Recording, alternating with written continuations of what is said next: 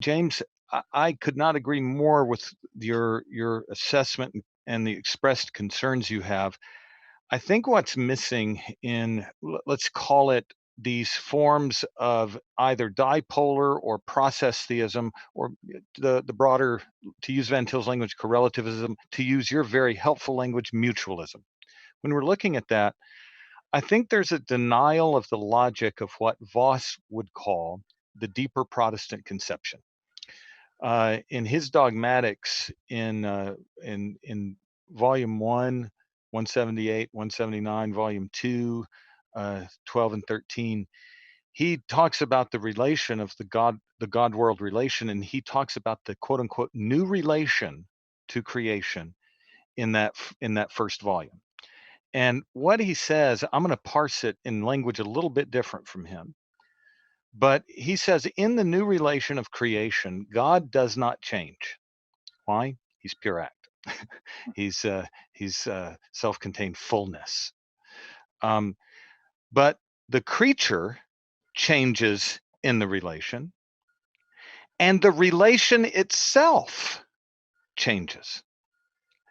But God in that relation does not change.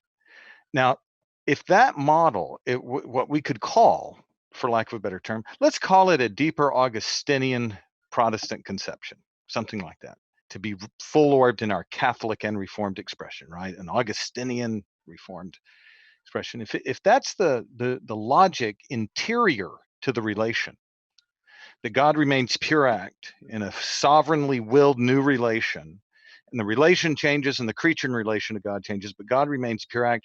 I think we found the alternative to mutualism in that. And then that's my first point, which I'm trying to stay terse because this is not Voss group. The second point is a primary source point that I'd like to make. And I think I'm going to read it with minimal commentary. Brothers, and I can't, when I read Van Til, this is what I've committed to memory and stuff and That's marked my up. favorite. Yeah. For the listeners, the introduction to systematic theology. Yeah, I'm going to read now. I just use this because I memorized. It's kind of like your first Bible.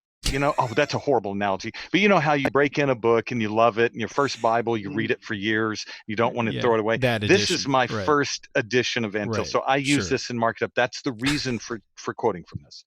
But on page 211 of it, I just want to read this, and it comes full circle to Bavinck, because Van Til quotes from Bavinck from the Reformed Dogmatics, and I want to read this quote, if it's okay, Camden. Here it is. Bavinck points out, Van Til says, here's a full quote, that the immutability of God has had its enemies. These enemies have been found among those whose thinking has been informed by pagan philosophy, such as that of Heraclitus. Dorner, for instance, I believe James references him, sought to harmonize the unchangeability of God with the fact of his active concern for the things of the universe. Namely, Dorner was trying to be a mutualist. That's my addition. By saying that God is immutable merely in the ethical aspect of his being. God is always love and always holy. On the other hand, here it is now, God changed when he actually created the world, and when in the person of the Son, he became flesh.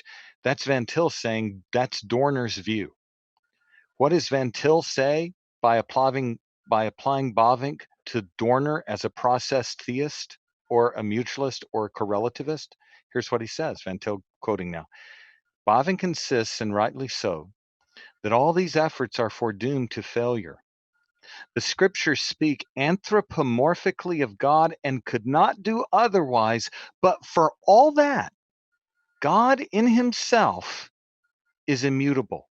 And what does that mean? Not just apart from creation, but in relation to creation, he's immutable. Why? Here's the quote from Bavinck that seals it. There's change around about him. There is change in the relation of things to him, but there is no change of God in himself. And then he goes on to say, Buswell defines the immutability of God as permanence of relation. So Buswell is secretly, according to Van Til's reading, he is a mutualist.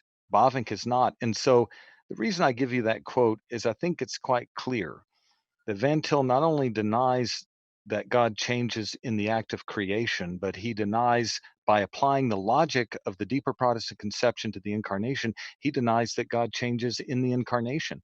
So here's the key. Van Til says we must strenuously and exhaustively maintain.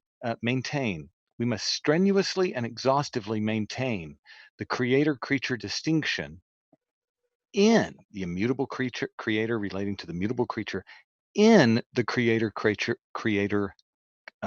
the creator-creature relation. And so I think that that language there from Van Til kind of brings us back full circle to Voss, Yeah. in that Van Til is being a consistent Vossian, advocating the Westminster confessional view of God's being in relation to creation. Van Til is advocating the confession's view of natural religious fellowship and covenant, and rooting it all, the sentinel there, to use James' language, is the immutability of God in his relation to creation. So those were just a couple of two constructive points. Because what I want us to do in the church and as brothers, I want us to move forward constructively and affirm these things. And I think Bavinck, Van Til, and Voss are doing just that.